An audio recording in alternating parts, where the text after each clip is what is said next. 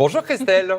Bonjour. Alors, on parle souvent, effectivement, dans Télématin, de l'importance du sport pour notre santé. Et vous venez avec une bonne nouvelle en cette fin d'année. Faire du sport protégerait les malades atteints de certains cancers. Oui, alors déjà, on peut dire qu'en cancérologie, quand même, ça c'est la bonne nouvelle, les choses évoluent vraiment. Les traitements sont beaucoup plus performants, nettement moins traumatisants, plus personnalisés. Maintenant, on arrive à s'adapter à la nature de la tumeur. C'est ce qu'on appelle les thérapies ciblées. Ce qui fait qu'avec un dépistage précoce, maintenant, l'espérance de vie en cancérologie a vraiment évolué. Ça, ce sont les bonnes nouvelles. D'autres vont arriver parce que on annonce l'avènement de nouveaux traitements encore plus performants. Et pour continuer sur ce ton, moi, je voulais vraiment vous faire part d'une étude très sympathique qui a été publiée dans une revue de cancérologie, étude israélienne solide, et qui porte sur 2000 personnes qui ont été suivies pendant 20 ans et qui montre que faire une activité physique diminue de 73% le risque de développer un cancer métastatique, c'est-à-dire un cancer dont les cellules peuvent migrer vers d'autres organes. Imaginez, les auteurs ont conclu, l'exercice physique présente un niveau de prévention pour le cancer plus élevé que tout médicament ou que toute intervention médicale. C'est vous dire l'impact de cette étude sur la recherche en cancérologie. Oui, complètement. Comment on explique de tels résultats ? Alors, selon les auteurs, l'activité physique fait subir en fait des transformations aux organes. L'activité physique les entraîne, les rend plus résistants.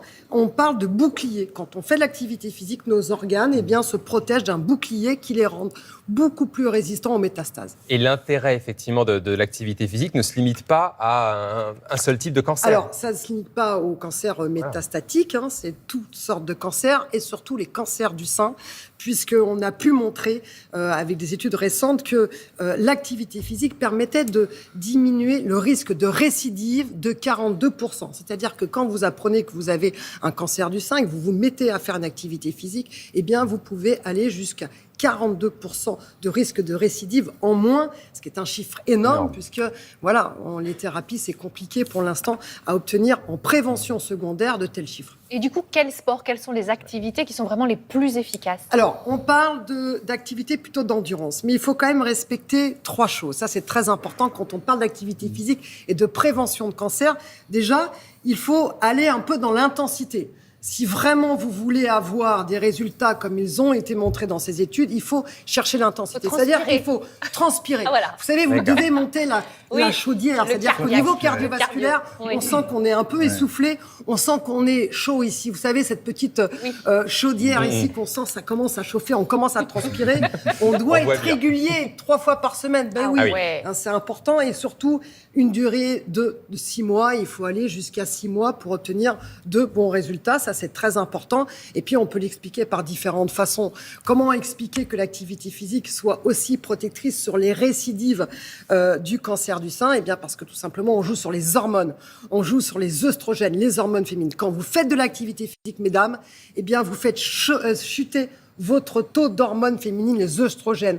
Quand vous faites de l'activité physique, mesdames, votre taux d'insuline diminue. Or, on sait que l'insuline augmente la croissance tumorale. Lorsque vous faites de l'activité physique, mesdames, vous diminuez le taux d'inflammation dans votre corps. On sait que l'inflammation, c'est pro-cancéreux et vous augmentez votre réponse immunitaire. Oui, quand vous bougez, vous fabriquez des globules blancs. Oui, quand vous bougez, vous multipliez la production d'hormones impliquées dans l'immunité. C'est pour ça que ça fonctionne, c'est pour ça qu'il faut s'y mettre.